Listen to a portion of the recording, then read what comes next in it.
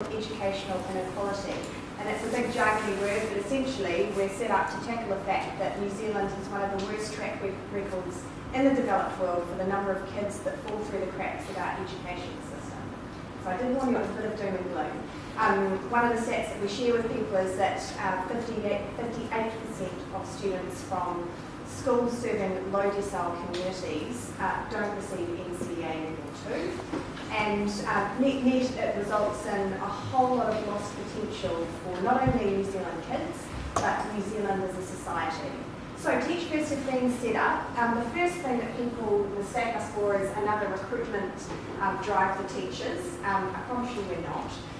We have a teaching and leadership program which is designed to attract some of the top leaders in New Zealand, the top potential leaders in New Zealand, gain their skills and experience and contribute those skills in tackling educational inequality, working in low decile secondary schools, and then develop those individuals to be in positions of influence where we can start to drive long-term change in New Zealand.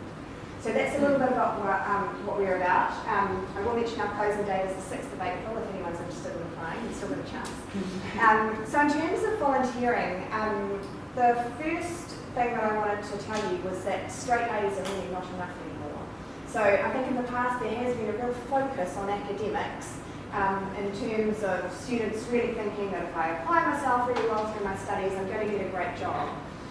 That's not to say that academics don't matter, but you're going to be up against individuals who have much more than just straight A's on their CV.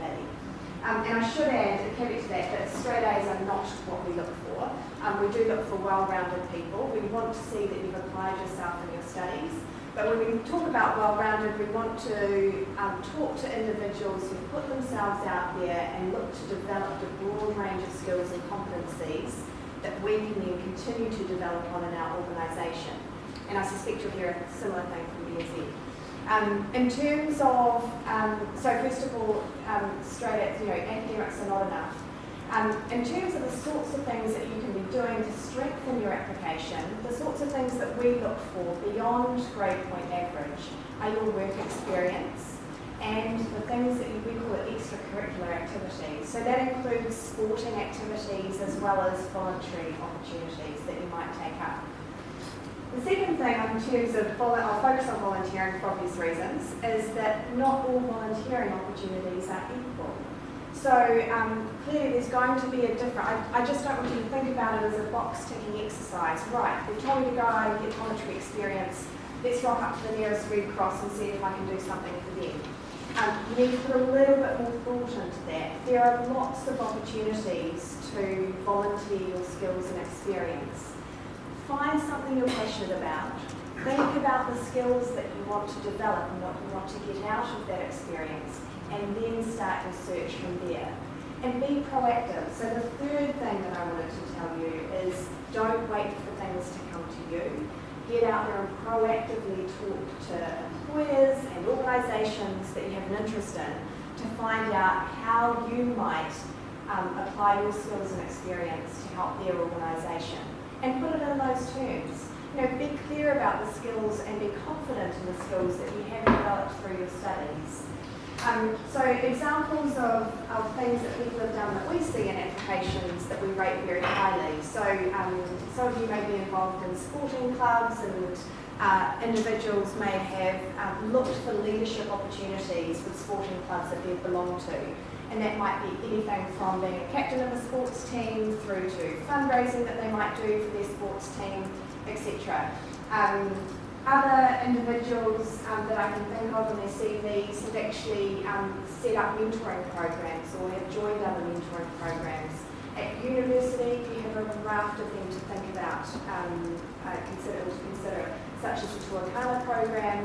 There's also the MATES mentoring program, which is a program that enables you, and these are actually paid, but I'm going to lump them all into volunteering because their expectation is that you'll also apply some discretionary benefit beyond what you're paid. So tutoring, MATES, and any of the mentoring programs that are available. You could take that one step further and go on to also look if there's not an opportunity that you're really passionate about contributing your skills to, then there's nothing stopping you starting up your own club or society or starting up your own organisation. And we do see a range of candidates who've gone out and done that as well. And you never do that alone. Find like-minded individuals that are as passionate about something as you are and set something up. Or certainly go about the process of doing it, which will develop a broad range of skills for yourself as well. So I might leave it there because otherwise we might end up just repeating ourselves 3 times.